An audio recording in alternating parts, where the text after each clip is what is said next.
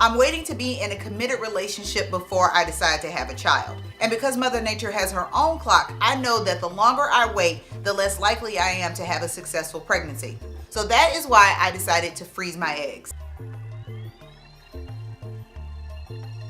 In an article published on May 1st, 2020 in Forbes.com, there was a study that shows that millennial women are having children later in life due to their careers. The average age in 1972 for a first-time mother was 21, as opposed to now the age being 26. Admittedly, I am one of those women who have waited later in life to have children. So I'm going to be talking about OBGYN appointments, pregnancy, eggs, sperm, freezing eggs, IVF, all of that. So if that is triggering for you, then you want to go ahead and click off this video now, but I wanted to give that warning before we got too deep into the video. So here's my story. I'm 39 years old, I'm single, and I don't have any children. I have really been focused on my career for the past 20 or so years, and I haven't been in a committed relationship since like freshman year of college. So for me, it wasn't so important for me to just have a baby on my own. I'm not interested in intentionally being a single mom. I know things happen, you know, best laid plans. You can get married, be in a committed relationship, and you guys together can decide to have a baby. And then all of a sudden, either the other person leaves or, you know, God forbid something happens and there you are being a single mom. So I want to take the steps to make sure I'm at least in a committed relationship and my partner and I decide to have a baby together. We decide that it's time to start our family. So because I haven't been in a committed relationship and I'm not in a committed relationship now, I haven't had a baby, and I don't foresee me having a baby in the next, 6 months because I'm not in a committed relationship, nor am I dating. But because I'm 39, I think it's important for me to make sure I have the opportunity to have a biological baby later on when I do get into that committed relationship. Now, my OBGYN has told me, and also I've read in various and multiple studies, that once you turn 35, the quality of your eggs starts to decrease and you'll need more attempts at trying to have a baby naturally, or you'll have to freeze more eggs in order to increase your chances of having a successful live birth. So at 39, I'm starting this process for the first time ever, and I'm just going to share with you guys what that has been like. First thing was I had to pick a fertility clinic. So I went to my OBGYN and she recommended a clinic to me, and coincidentally, my niece happens to work at that clinic. So my OBGYN referred me to a specific doctor. I made an appointment with them. The consultation was a Zoom consultation, because of COVID, and the fertility clinic is really busy. And that consultation, the doctor told me about everything that was going to happen throughout the freezing process. She told me how the payment was going to work, with the hormones, the egg retrieval, the storage, so on and so forth. So just for that first time consultation via Zoom, that cost me $300. I don't have any insurance. I'm not married. I have affordable health care, and a lot of doctors don't take affordable health care, especially something as specialized as a fertility clinic. So I'm going to be paying for this entire process out of pocket, and I'm looking at a big number that I'll have to pay. So that was, again, the first meeting was a consultation. The second meeting I had, or the second appointment I had, was to get blood drawn and to have a pelvic ultrasound. So in order for me to get the blood drawn, the fertility clinic had to write the order and send it on to the diagnostics company. Because I'm not insured, that was going to cost me a lot of money to have that done. So I called my OBGYN, who knows that I'm on this, journey to freeze my eggs.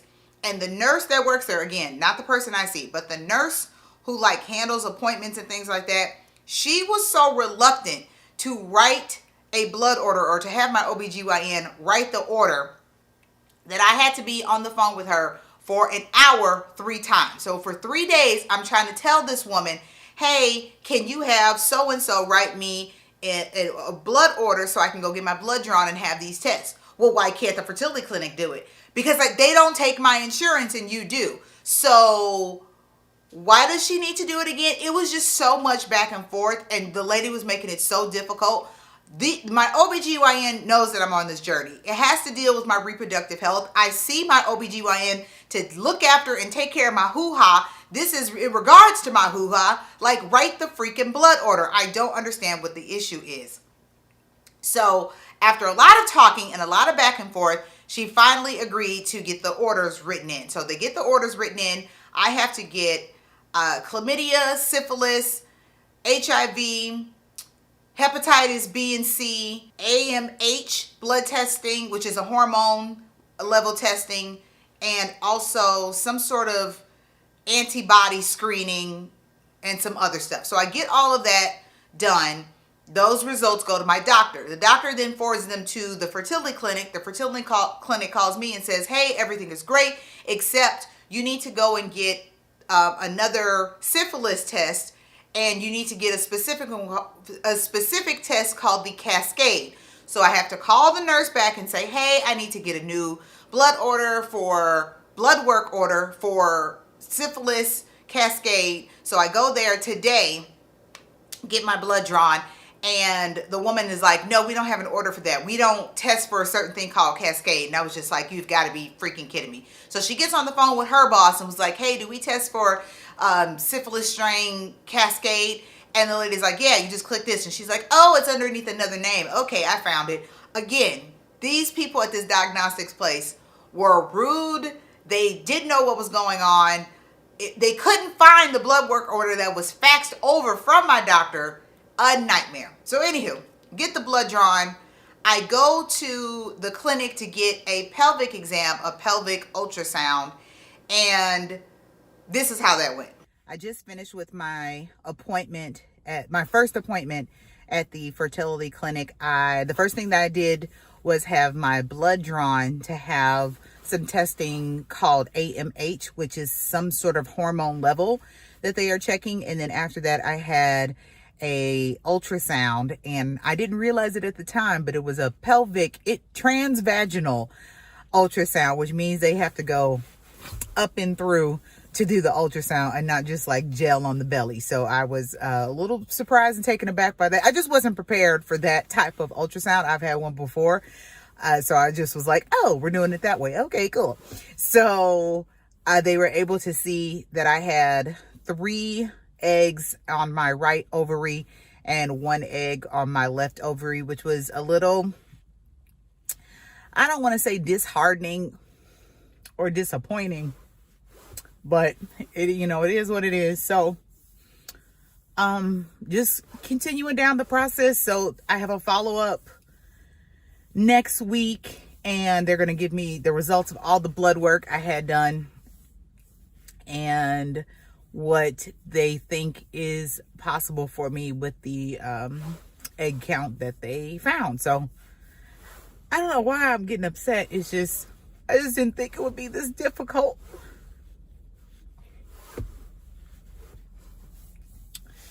To go through this process. So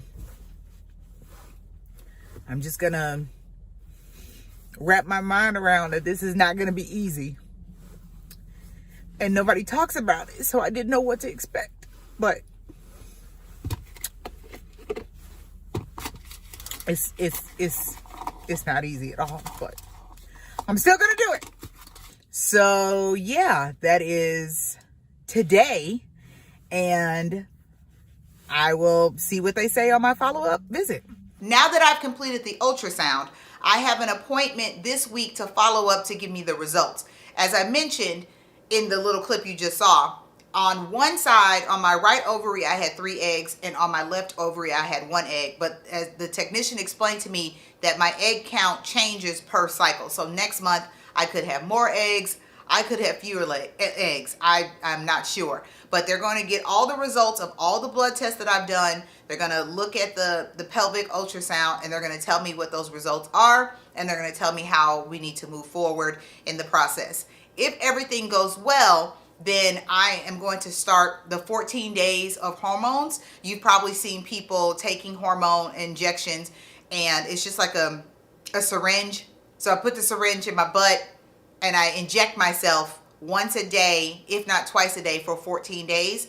Those hormones are supposed to help me create more eggs or mature the eggs. I'm not really sure of the terminology, but after that is done, then I will go in for the egg retrieval process, and they will then take the eggs, test the eggs, and then it will tell me how many suitable or sustainable eggs they were able to retrieve, and then they're going to put those in storage.